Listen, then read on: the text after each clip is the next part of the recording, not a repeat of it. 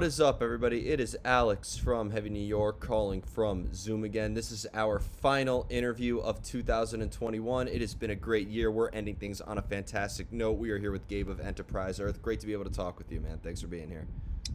Hey, thanks for having me. Yeah, it's so awesome to have you here. We got a lot to look forward to in 2022 for the Fit for an Autopsy tour that we'll be seeing you on very soon, as well as the new album, The Chosen, coming out on January of 2022. Do you just want to talk about like how the making of this album was? Was the direct intention just to make a direct continuation of Luciferius, or was this almost to signify a new beginning for the band in a way? It wasn't really intended to be anything really. We were just trying to like write fun songs and have a good time, you know. It wasn't, we weren't trying to continue what we did on Luciferus or anything. We just were really, the whole writing and creation process with this record was very natural and organic, and we just kind of said fuck it to the rules and to everything, and we're just like, yeah, let's just write fun songs, you know, and have a good time. We don't care what people think anymore.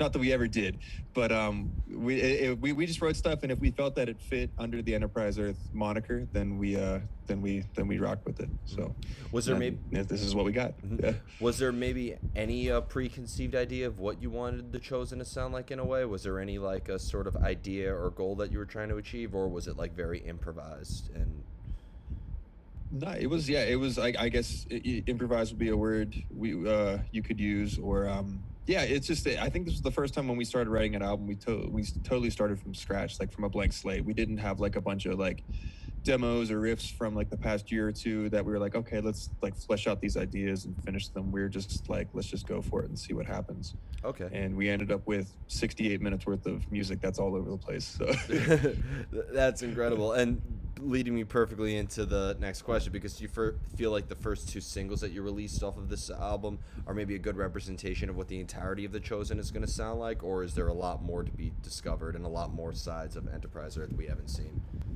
There's a lot of facets to this record. I mean, these first three singles have been a good taste of it, but every like, I'm not just saying it to be like the artiste or anything like that, Mm-hmm. but it's just like every single song on this record has its own like fingerprint, its own identity, its own vibe. So yeah, there's something to discover with every single song on this record. And because like I've always thought that, you know, with Enterprise Earth, and you know, especially Dan coming from, you know, Infant Annihilator, I mean, and I've seen Enterprise Earth numerous times. The first time was, I think, even before you joined the band, Summer Slaughter of 2016, right? Yeah, that was the year before I joined. Yeah. So like, I mean, they're all full on pedal to the metal and, you know, 100% relentless.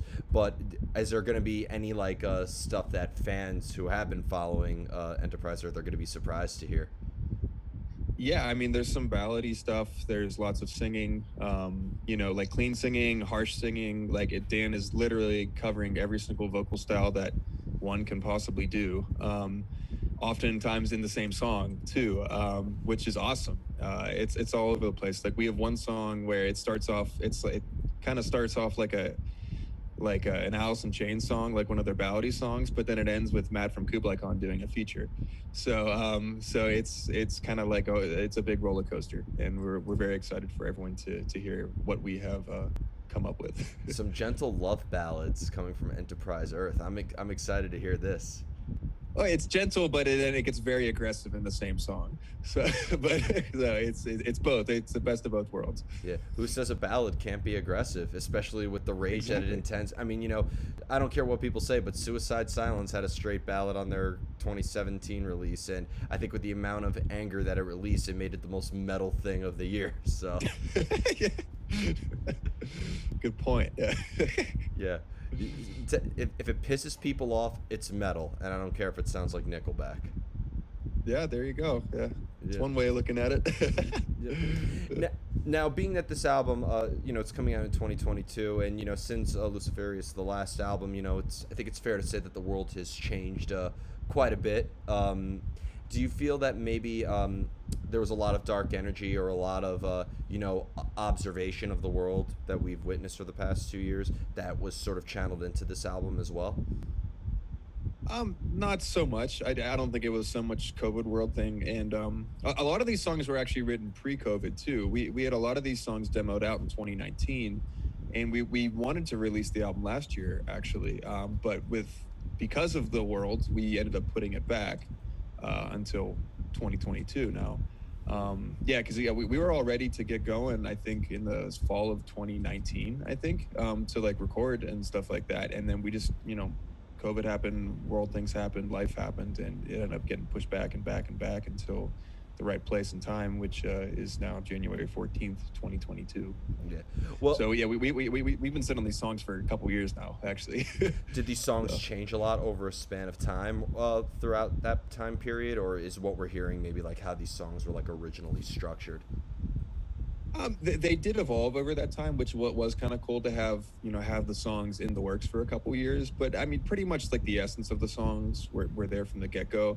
And then once Dan finally got like the vocals and all that stuff over it, that's when they like really came together and morphed into what they are now.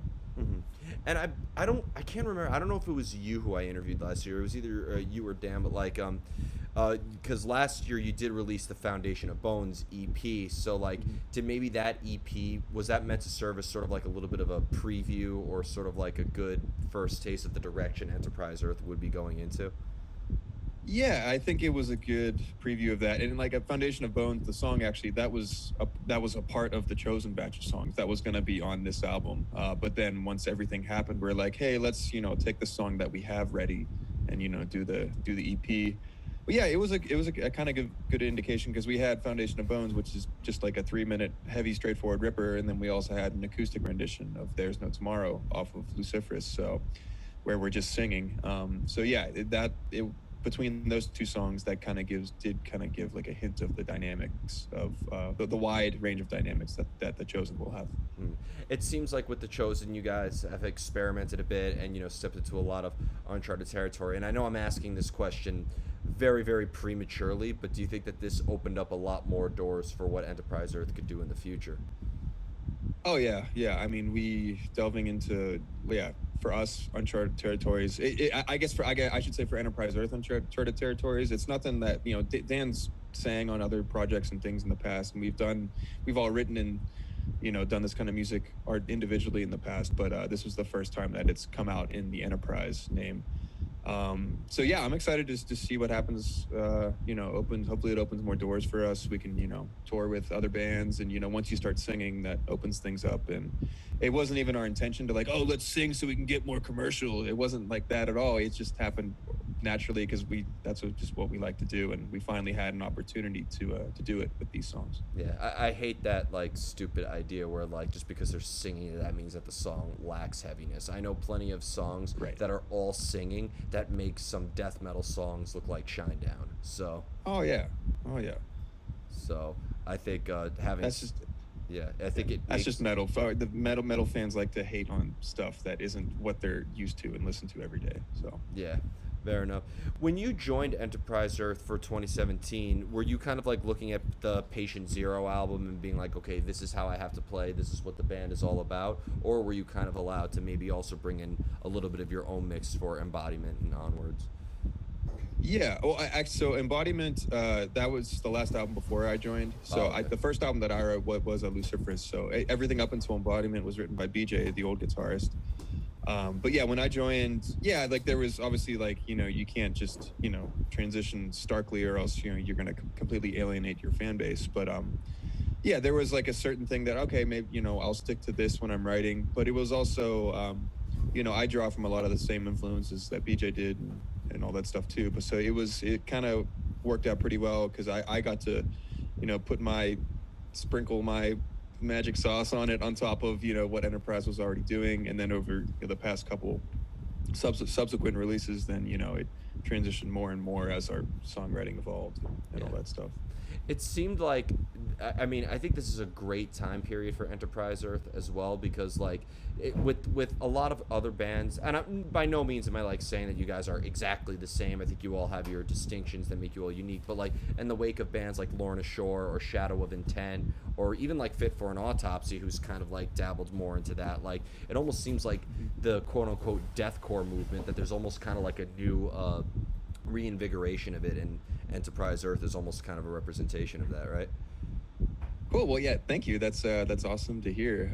But yeah, I think our deathcore genre is also evolving as well. It's starting to pull influences from everything, all styles of music. You know, like you Fit for an Autopsy, doing stuff like that. Even bands like they're not deathcore, they're death metal, like Rivers of Nile. You know, bringing in their melodic influences and ambient structures. You know, back in the earlier days, they were just straightforward ripping death metal. But it's awesome to see our world of music evolve and start to take in other genres of music, because that's always the beautiful to me, the beautiful thing about metal, is that you can take anything from any genre of music and bring it into metal, and all of a sudden it's metal. But you can't take a bluegrass record and do double bass and have distorted guitars and have it still be bluegrass, because it's not bluegrass anymore. Now it's metal. Yeah. So that's the cool thing about metal, is that it can it's like the chameleon of music genres. You can literally just do whatever you want with it and make it work. Yeah, I'm even been hesitant on calling bands deathcore lately, because like with this new incarnation of bands, like they don't sound like Whitechapel, or they don't sound like Suicide No. Silence, or even earlier Chelsea Grin. Like it almost seems like I don't know what you would call, but like the way that like, and if it's called a trend, so be it. It's a pretty awesome trend, but like I think really this whole style is almost kind of like a new genre, if in my personal opinion. Yeah, it's evolving, and I feel like as music evolves, just and I mean, like, you look at the definition of even of words over time too. Like the definition of words can change over time depending on how it evolves in a certain part of the world. And I feel like that's kind of what we're seeing with our deathcore now. It used to be All Shall Perish, Suicide Silence, Whitechapel in the mid 2000s, that kind of deathcore.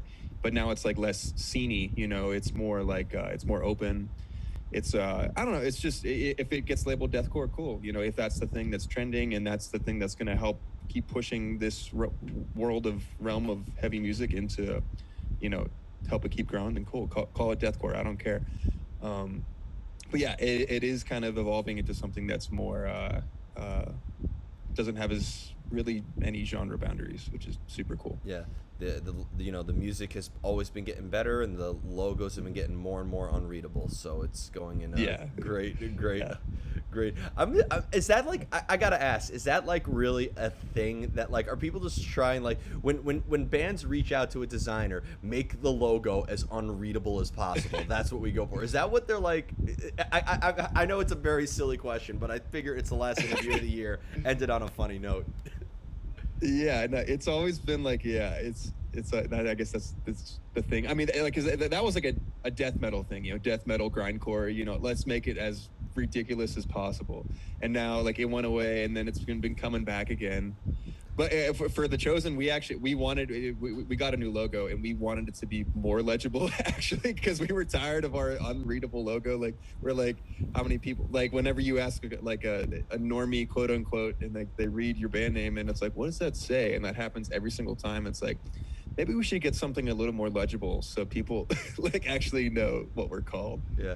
But I think it's cool, and it's funny, and it's part of like the image of the genre too. It's just the extremities. That's what we love about metal, right? Is the extremities of it. So yeah. It's another extreme facet of metal. I'm an album cover designer one time, and my friend asked me to do like a logo for his black metal band, and just to mess with him, I went to the Met because I get free admission there, and I took a picture of a Jackson Pollock painting and told him that I made this. And he goes, "What do you think of this logo?" And he actually said it was like perfect.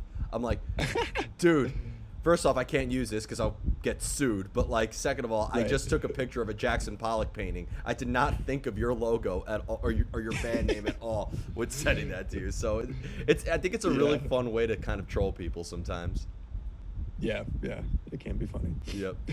Now, bringing some clean singing, as you mentioned on this album, being the guitar player, have you always because do you almost like to have to adjust your guitar playing to almost fit the voice in a way, or like use different effects to sort of adjust to the vocal style or the tempo in a way as well?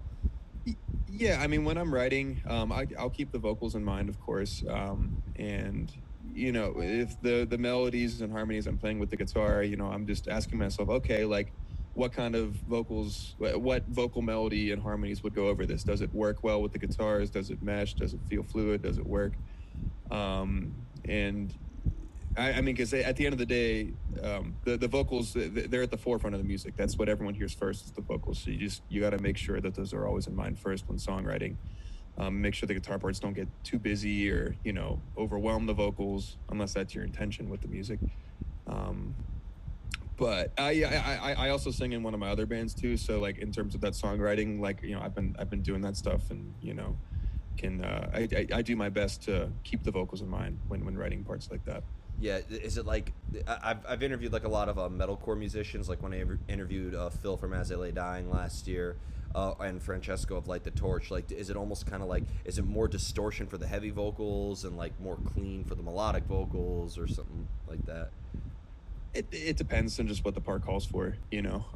Sometimes you might have a heavily distorted riff with clean vocals. Yeah, it just depends on the part. The song gets what the song wants. That's my whole songwriting motto. So it gets what it wants, and I'm just a mere vessel to channel that. Do you find it easier to maybe come up with new ideas or think of riff ideas or song ideas when you're in the company of your other bandmates, or do you like to sort of be alone in isolation where there's really nothing between you and your instrument?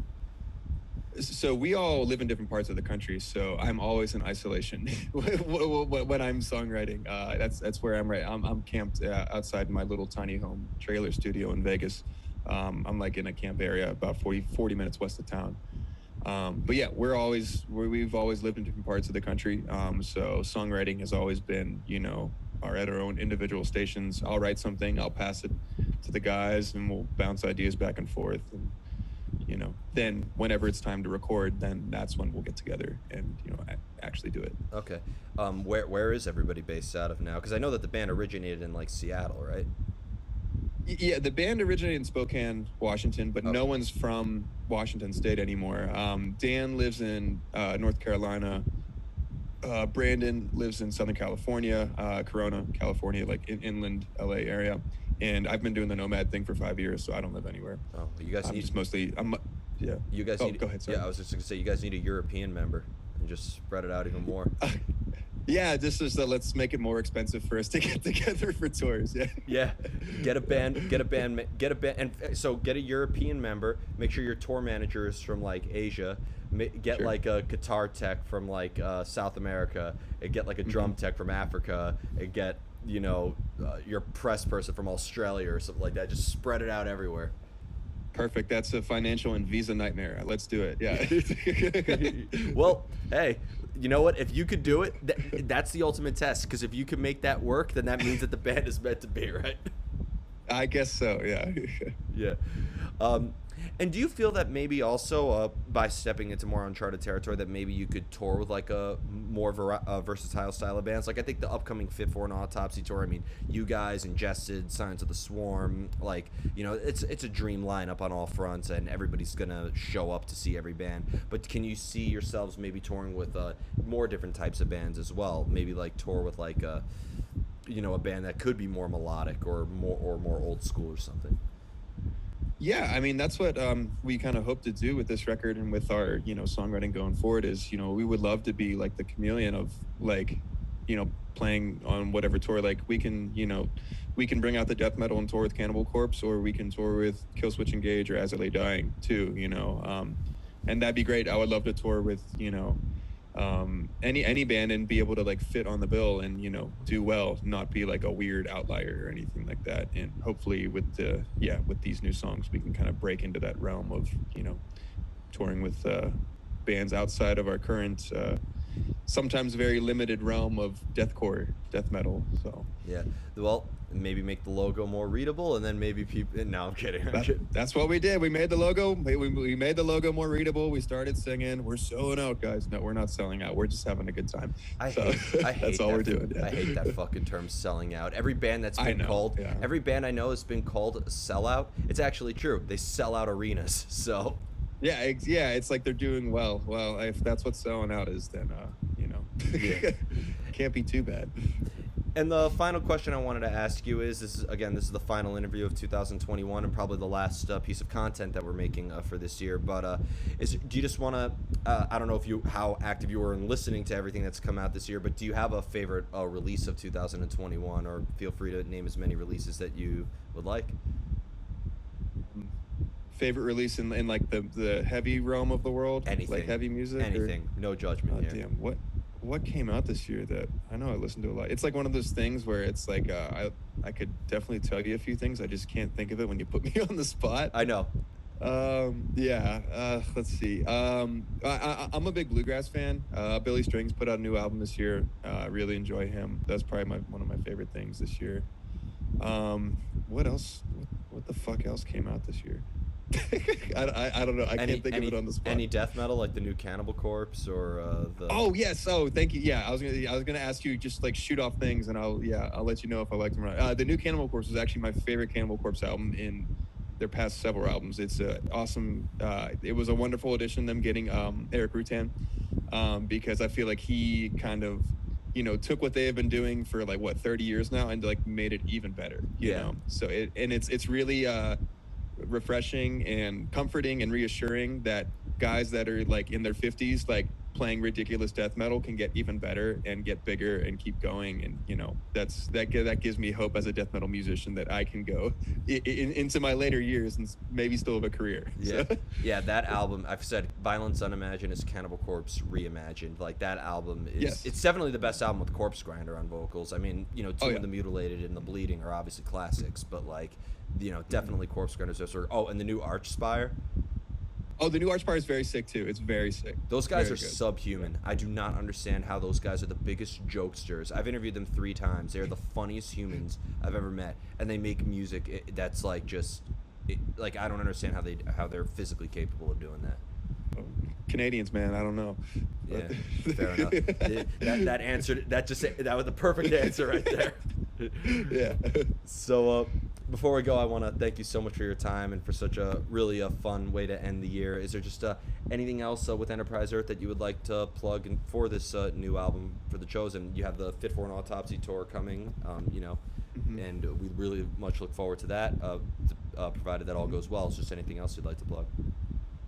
Yeah, January 14th, get ready for a big roller coaster of an album. It's all over the place, and I hope everyone can appreciate all the hard work that's went into this over the past couple of years. So enjoy, or don't enjoy. I don't care either way. Yeah. So. If art evokes discussion, it's good art. Yeah. Mm-hmm. Thank you so much, everybody. We are here with Enterprise Earth, The Chosen, out January 14th, start 2022 off on a brutal note, and catch them on tour with Fit for an Autopsy. We will see you next time on Heavy New York. Bye-bye.